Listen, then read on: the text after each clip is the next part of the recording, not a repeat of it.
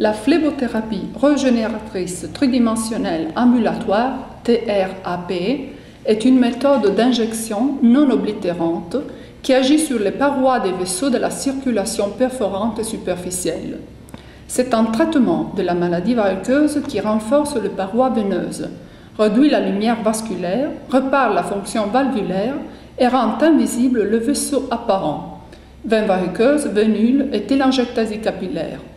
Pour décrire ces effets, nous utilisons le terme de régénération qui signifie réparation de la structure vasculaire altérée et de la fonction. La phlébothérapie régénératrice tridimensionnelle ambulatoire, TRAP, est une méthode d'injection non oblitérante qui agit sur les parois des vaisseaux de la circulation perforante et superficielle. C'est un traitement de la maladie varicoeuse qui renforce les parois veineuses, réduit la lumière vasculaire, répare la fonction valvulaire et rend invisible le vaisseau apparent, veine varicoeuse, vénule et télangiectasie capillaire. Pour décrire ces effets, nous utilisons le terme de régénération qui signifie réparation de la structure vasculaire altérée et de la fonction. La TRAP se base sur l'hypothèse que la cause la plus fréquente de veines variqueuses et de télangiectasie des membres inférieurs provient de l'affaiblissement de la paroi des veines perforantes et de l'incontinence valvulaire consécutive.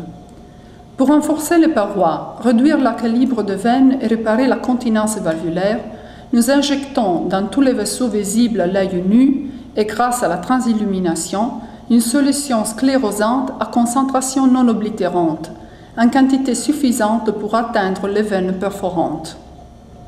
L'affaiblissement myopragique de la paroi vasculaire intéresse toute la circulation perforante et superficielle à différents niveaux.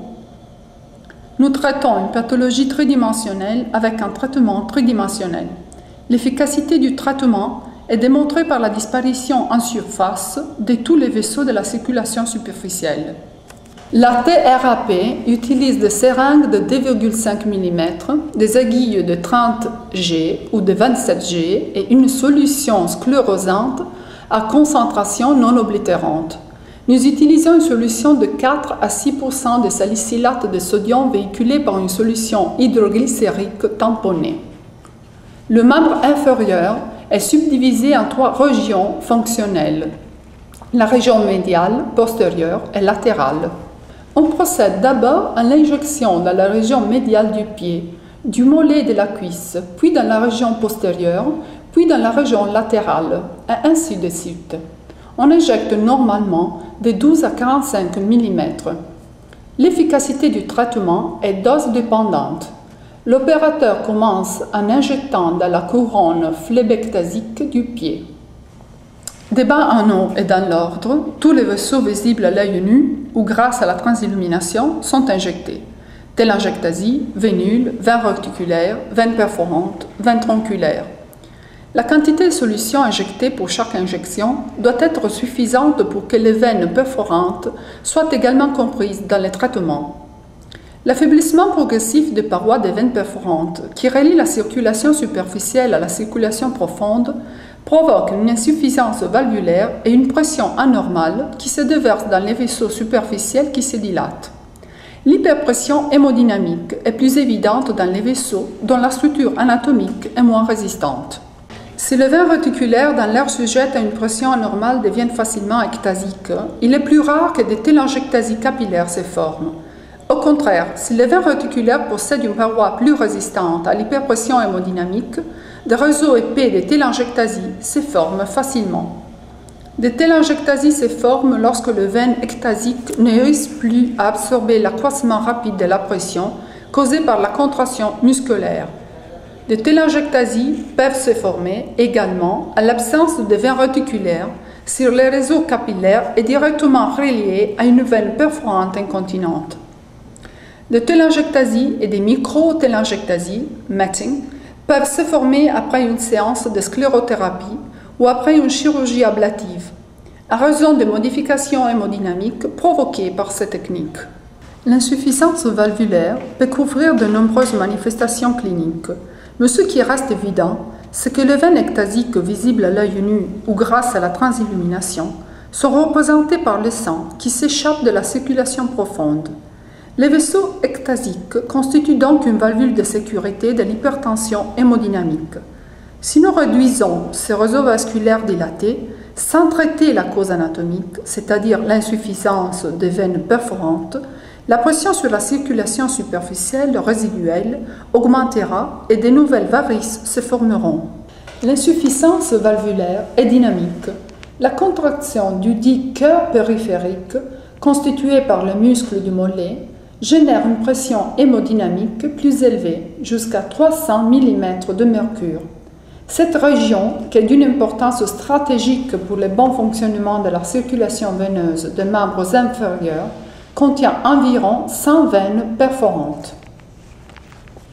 L'insuffisance valvulaire et ostiale de la grande saphène est de moindre importance pour ce qui concerne la pression hydrostatique, puisque la pression à la cheville est de 70 à 100 mm de mercure, en rapport avec la hauteur de la colonne liquide, que les valvules soient continentes ou non. L'incontinence valvulaire de la grande saphène n'a un sens clinique que si elle est associée à l'insuffisance de la petite saphène et de celle des veines perforantes. Des sujets nés sans valvule de la saphène ont été observés et ils n'ont jamais développé de veines variceuses. Et des sujets présentant des valvules continentes aussi bien dans la saphène que dans la veine fémorale superficielle présentaient des veines variceuses.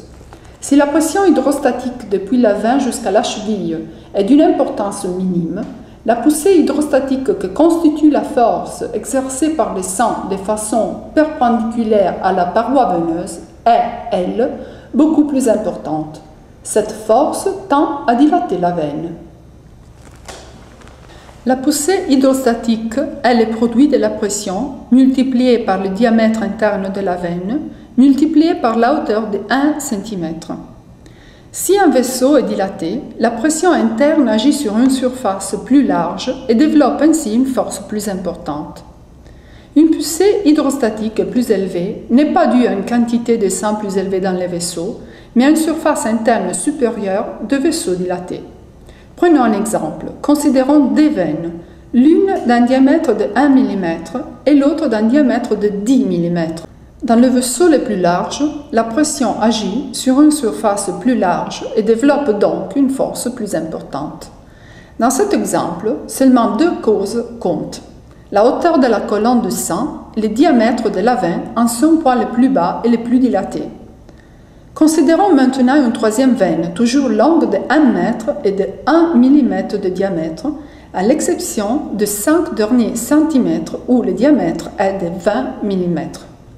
Dans cette troisième veine, la poussée hydrostatique qui s'exerce sur la paroi du vaisseau et sur les tissus voisins est plus importante que celle exercée sur la veine de 10 mm, même si cette dernière contient une quantité supérieure de sang.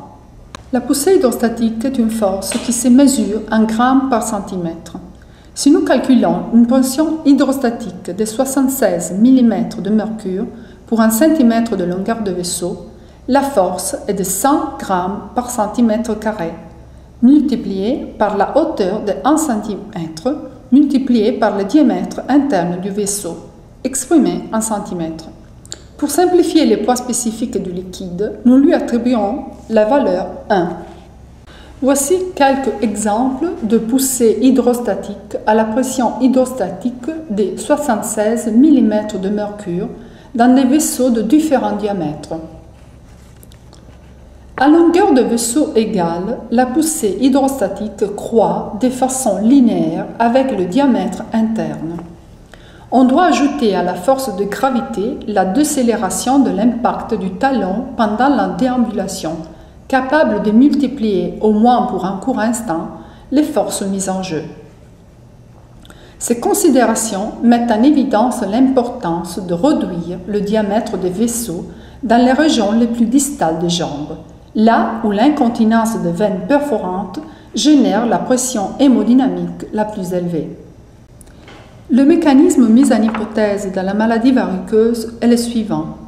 Myophagie de la paroi des vaisseaux, dilatation de veines perforantes, insuffisance valvulaire, hyperpression hémodynamique, édème et compression des tissus de la cheville, troubles trophiques, ulcères. Ces considérations nous ont poussé à adopter une approche thérapeutique complètement différente. Au lieu de pratiquer l'oblitération ou l'ablation des veines, nous avons pensé à traiter les parois veineuses de façon tridimensionnelle. Dans la pratique clinique, le premier cycle d'injection dans les 3 régions est réalisé avec la concentration minimale efficace de la solution, environ 4%. Puis, au cours de séances successives, on peut augmenter la concentration de la solution jusqu'à 6%, rarement jusqu'à 8%. Il faut garder présent à l'esprit que plus les vaisseaux sont dilatés, plus la concentration de la solution doit être diminuée. Une paroi très dilatée est plus sensible à l'action chimique en raison des altérations structurelles qu'elle comporte, ainsi que de ses aspects inflammatoires marqués. Une fois l'injection de la quantité de solution préétablie terminée, le patient reste immobile sur le lit d'examen pendant environ 2 minutes. Puis, il est bandé ou bien porte des chaussettes de contention. Pour les patients à risque de thrombophlébite, une thérapie antiagrégante est conseillée. Pour des raisons hémodynamiques, on ne traite qu'un seul membre à la fois. Il est en fait conseillé d'atteindre la continence valvulaire dans le temps le plus court possible, afin d'éviter que l'hyperpression anormale encore présente dans les aires non traitées ne ralentisse la réparation fonctionnelle des aires injectées. L'objectif à atteindre est celui de la disparition de tous les vaisseaux visibles, indépendamment de la sévérité de la pathologie, en suivant le concept que la présence de veines ectasiques et les télangiectasies capillaires sont l'expression d'une hypertension hémodynamique qui dérive d'une altération anatomo-fonctionnelle des veines perforantes, qui doit être corrigée.